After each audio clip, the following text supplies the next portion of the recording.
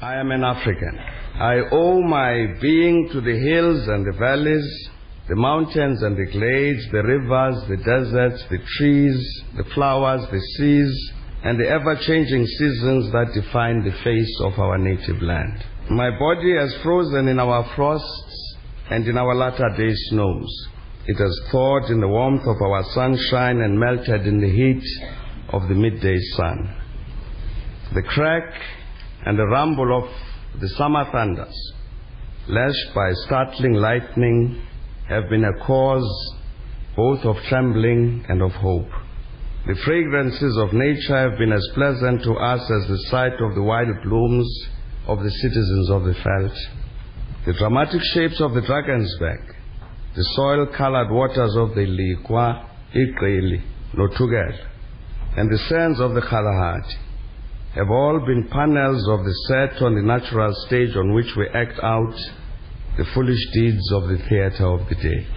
At times, and in fear, I have wondered whether I should concede equal citizenship of our country to the leopard and the lion, the elephant and the springbok, the hyena, the black mamba, and the pestilential mosquito.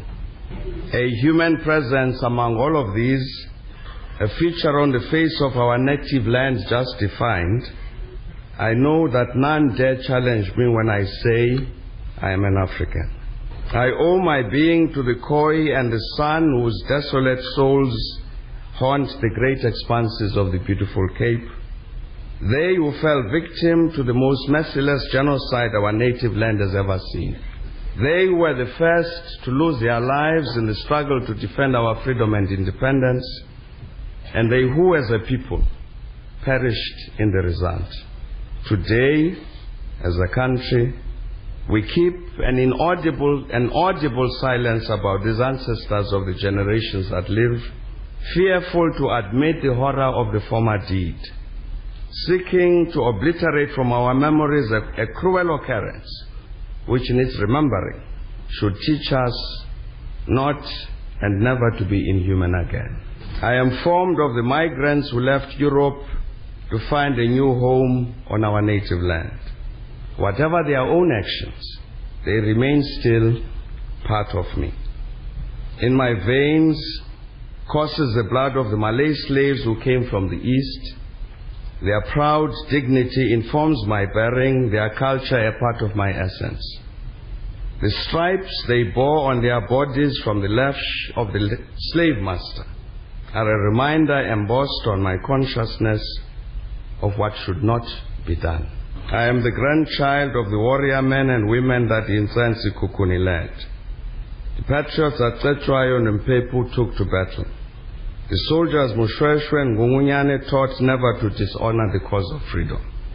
My mind and my knowledge of myself is formed by the victories that are the jewels in our African crown. The victories we earned from Isandlwane to Khartoum, as Ethiopians, as the Ashanti of Ghana, as the Berbers of the desert. I am the grandchild who lays flowers on the Boer graves at St. Helena, the Bahamas, and the Froe Monument, who sees in the mind's eye and suffers the suffering of a simple peasant folk, death, concentration camps, destroyed homesteads, a dream in ruins. I am the child of Nongause. I am he who made it possible to trade in the world markets in diamonds, in gold, in the same food for which our stomachs yearn. I come of those who were transported from India and China, whose being resided in the fact solely that they were able to provide physical labor, who taught me that we could both be at home and be foreign, who taught me that human existence itself demanded that freedom was a necessary condition for that human existence. Being part of all of these people, and in the knowledge that none dares contest that assertion, I shall claim that I'm an African. I have seen our country torn asunder as these, all of whom are my people, engage one another in a titanic battle. The one to redress a wrong that had been caused by one to another, and the other to defend the indefensible. I have seen what happens when one person has superiority of force over another, when the stronger appropriate to themselves the prerogative even to annul the injunction that God created all men and women in His image. I know what it signifies when race and color are used to determine who is human and who subhuman. I have seen the destruction of all sense of self-esteem, the consequent striving to be what one is not, simply to acquire some of the benefit which those who had imposed themselves as masters had ensured that they enjoy. I have experience of the situation in which race and color is used to enrich some and impoverish the rest. I have seen the corruption of minds and souls as a result of the pursuit of an ignoble effort to perpetrate a veritable crime against humanity. I have seen concrete expression of the denial of the dignity of a human being emanating from the conscious, systemic and systematic oppressive and repressive activities of other human beings. There the victims parade with no mask to hide the brutish reality. The beggars, the prostitutes, the street children, those who seek solace in substance abuse, those who have to steal to assuage hunger, those who have to lose their sanity because to be sane is to invite pain.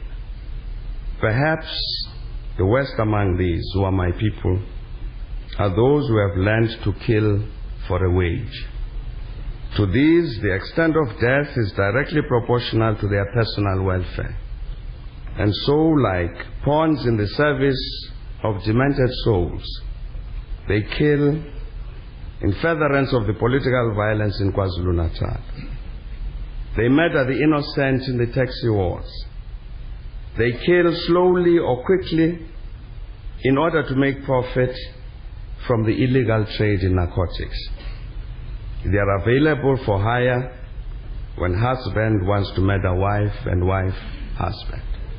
Among us prowl the products of our immoral and amoral past, killers who have no sense of the worth of human life, rapists who have absolute disdain for the women of our country, animals who would seek to benefit from the vulnerability of the children, the disabled and the old, the rapacious who brook no obstacle in their quest for self-enrichment. All this I know, and I know to be true because I'm an African. And because of that, I'm also able to state this fundamental truth that I'm born of a people who are heroes and heroines. I am born of a people who would not tolerate oppression. I am of a nation that would not allow that fear of death, of torture, of imprisonment, of exile, or persecution should result in the perpetuation of injustice. The great masses who are our mother and father will not permit that the behavior of the few results in the description of our country and people as barbaric. Patient because history is on their side. These masses do not despair because today the weather is bad. Nor do they turn triumphalists when tomorrow the sun shines. Whatever the circumstances they have lived through, and because of that experience, they are determined to define for themselves who they are and who they should be. We are assembled here today to mark their victory in acquiring and exercising their right to formulate their own definition of what it means to be African.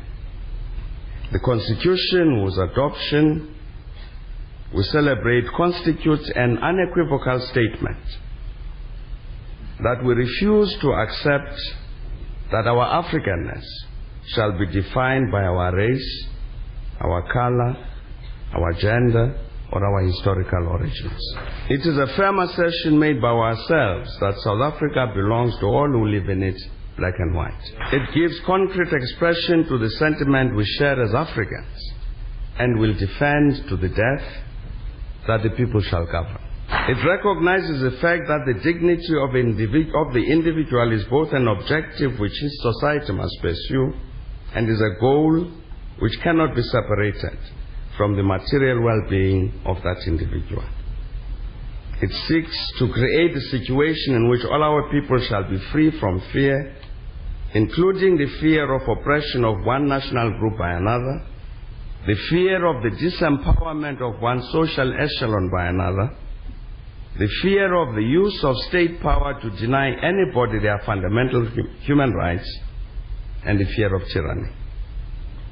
It aims to open the doors so that those who are disadvantaged can assume their place in society as equals with their fellow human beings without regard to color, to race, to gender, to age, or to geographic dispersal. It provides the opportunity to enable each one and all to state their views, to promote them, to strive for their implementation in the process of governance without fear that a contrary view will be met with repression. It creates a law-governed society which shall be inimical to arbitrary rule. It enables the resolution of conflicts by peaceful means rather than resort to force. It rejoices in the diversity of our people and creates the space for all of us voluntarily to define ourselves as one people. As an African, this is an achievement of which I am proud. Proud without reservation and proud without any feeling of conceit. Our sense of elevation at this moment also derives from the fact that this magnificent product is a unique creation of African hands and African minds. But it also constitutes a tribute to our loss of vanity, that we could, despite the temptation to treat ourselves as an exceptional fragment of humanity, draw on the accumulated experience and wisdom of all humankind to define for ourselves what we want to be. Together with the best in the world, we too are prone to pettiness, to petulance, to selfishness and short-sightedness. But it seemed to have happened that we looked at ourselves and said, the time had come that we make a superhuman effort to be other than human, to respond to the call to create for ourselves a glorious future, to remind ourselves of the Latin saying, gloria est consequenda. Glory must be sought after. Today, it feels good to be an African.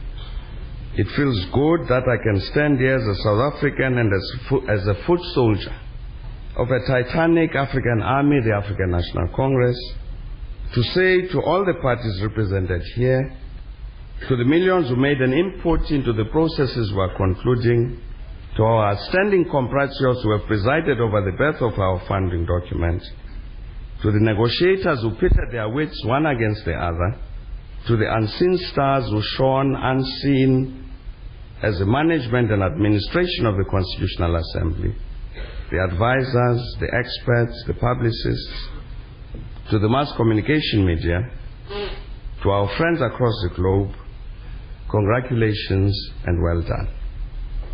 I'm an African.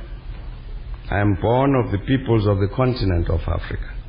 The pain of the violent conflict that the peoples of Liberia and of Somalia, of the Sudan, of Burundi and Algeria, is a pain I also bear. The dismal shame of poverty, suffering and human degradation of my continent is a blight that we share.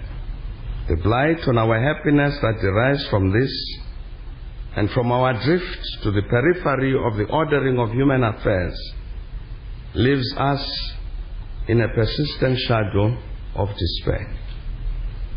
This is a savage road to which nobody should be condemned. The evolution of humanity says that Africa reaffirms that she is continuing her rise from the ashes. Whatever the setbacks of the moment, nothing can stop us now. Whatever the difficulties, Africa shall be at peace. Thank you very much.